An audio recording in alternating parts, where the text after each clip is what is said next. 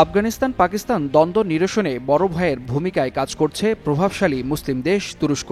এই দুই দেশের মধ্যে শান্তি ও সৌহার্দ্যপূর্ণ পরিবেশ সৃষ্টিতে গুরুত্ব দিয়েছেন তুর্কি প্রেসিডেন্ট রিসেপ তাইয়েপ এরদোগান। ঐতিহাসিকভাবে আঙ্কারা ইসলামাবাদের ঘনিষ্ঠ মিত্র হলেও কাবুল প্রশাসনের সাথেও তাদের রয়েছে শক্ত কূটনৈতিক সম্পর্ক। ফলে দুই মুসলিম দেশের পরস্পরের বিরুদ্ধে পূর্ণাঙ্গ যুদ্ধ যেভাবেই হোক থামাতে বিশেষ উদ্যোগ নেয় সমর শক্তিতে সবচেয়ে শক্তিশালী মুসলিম দেশ তুরস্ক। দেশটি মনে করছে আফগানিস্তান ও পাকিস্তানের মধ্যে যুদ্ধের কারণে আঞ্চলিক ইসলামী ঐক্য আরও দুর্বল হবে।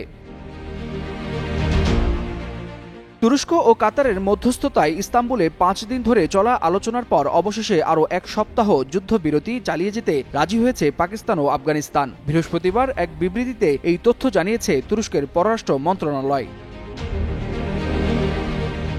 তুরস্কের পররাষ্ট্র মন্ত্রণালয় থেকে দেয়া বিবৃতিতে বলা হয়, তুরস্কে 5 দিনের বৈঠকের পর পাকিস্তান ও আফগানিস্তান উভয়ই যুদ্ধবিরতির ধারাবাহিকতা অব্যাহত রাখতে সম্মত হয়েছে।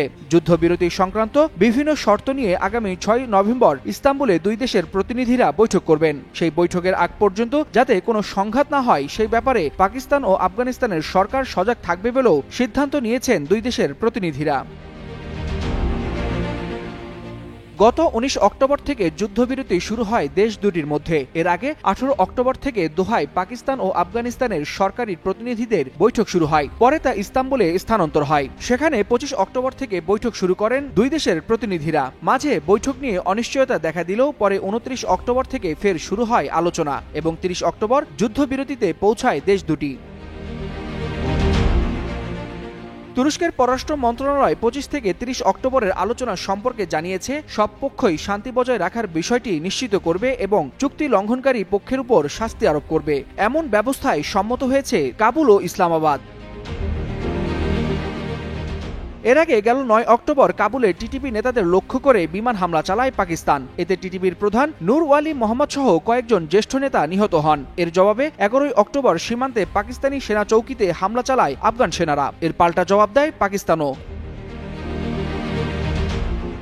প্রায় এক সপ্তাহের সংঘাতের পর 15 অক্টোবর দুই দেশ 48 ঘণ্টার যুদ্ধবিরতি ঘোষণা করে। এরপর দোহা ও ইস্তাম্বুলে অনুষ্ঠিত ধারাবাহিক বৈঠকে কাতার ও তুরস্ক মধ্যস্থতার ভূমিকা নেয়। কয়েক দফা উত্তেজনার পর অবশেষে 30 অক্টোবর দুই দেশ যুদ্ধবিরতিতে সম্মত হয়। ওয়ালিউল হাসানাত, যুগান্তর নিউজ।